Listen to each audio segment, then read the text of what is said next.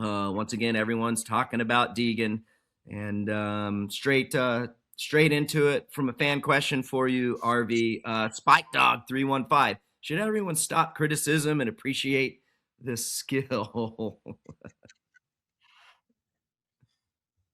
What do you think, Yeah. dog? So that is on, Spike Dog 315. Should everybody stop the criticism and appreciate the skill? Yeah. Yeah, I mean, look, man. Haiden rode with, we're talking about Haiden, but he rode well. He rode phenomenal. Got his first win of the season. Look, I think if I'm the team owner there, sure. I mean, I don't think I would be stoked with this move. I know that Max is, the points leader. He left the door open, you could call it. I think you can't give Haiden an inch. It doesn't matter if he's your teammate or if he's your competitor. No matter how you slice it, he's going to race you. He's going to race you close, and he's going to race you hard. Do I think that was necessarily called for in round two? I don't know. That's kind of where I sit on it. If this is last round championship points going into, they're both, winner kind of takes all of the last race for the championship, then anything goes. I don't know. I think it wasn't terrible. It wasn't terrible at all. It was full racing. And I'm cool with that. I just think, being that it's your teammate, if I was sitting in Mitch's shoes or Bobby Reagan's shoes, like, I wouldn't be stoked on that, because I want two horses in the race if I'm Star Racing. Yeah, that's fair. And That's fair. you know, Yeah, as a totally. team, like, I want two horses in the race regardless. If it comes down to the last race or second to last race and points are close, and that were to happen, okay, then it is what it is. But I think this early on in the season, Star Racing, looking at it from a 10,000 foot view, I want two horses in that race, in case something happens with, say, Haiden, or vice versa with Max. Yeah. Another fan question. T. Mitch, 1992. Can you compare the pass Deegan made on Anstie to the pass Sexton made on Webb? And I kind of tiptoed around it, RV, as far as what I thought was right or wrong. Did I agree with it? I mean, I guess I should say I didn't have strong feelings, but listen, Chase went up. He used up all the real estate. And Coop knew what was going to happen. I don't think he anticipated Chase to be right there, but there was really nowhere else for Coop to go other than to the top of that berm. So he could have tried his hardest to maybe lean up to the left, but then, as we're watching right here, for people just listening, we're watching the replay.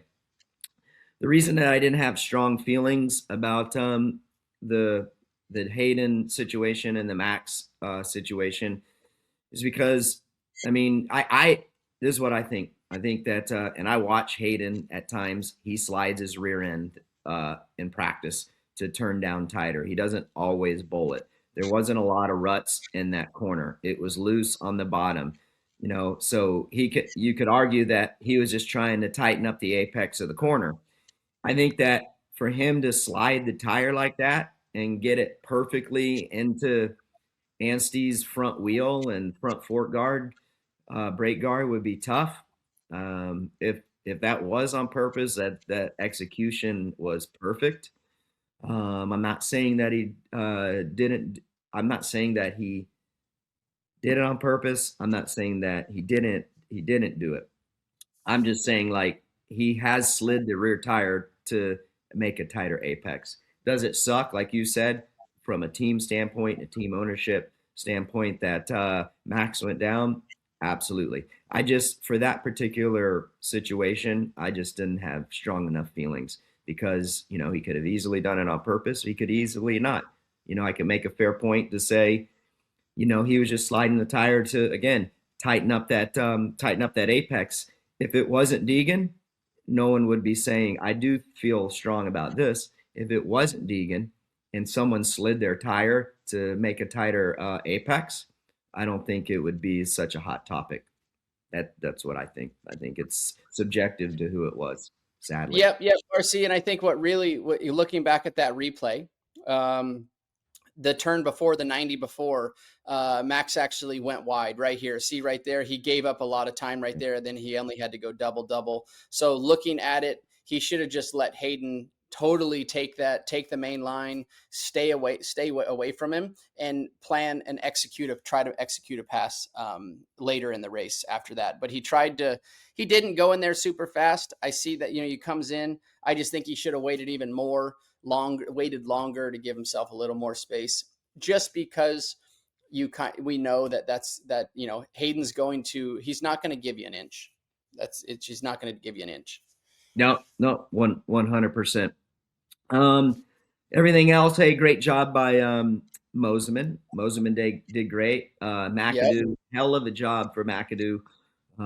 Great to see him up there, man. When you think about Cameron and what he's done and his journey, always fun to see him up there. There's no doubt about that. Getting closer to the goal, he said, that's it really for the 250 in the Dunlop debate section of the show. I think that a lot of racing left. It'll be interesting to see how this week goes with Anstie and Deegan and all that fun stuff. I think that they'll move on. Basically, from what I've heard from both sides, it is what it is. I think I saw a soundbite or heard that Max was like, "Yeah, it is. Yeah, whatever." So anyhow, my feelings on that move wasn't strong enough. Hi folks, Lee Diffie from NBC Sports. If you enjoyed what you just watched, well, it's time to bring the action and subscribe to the Motorsports on NBC YouTube channel. You can have it all: news, highlights, interviews, and analysis. So go for it.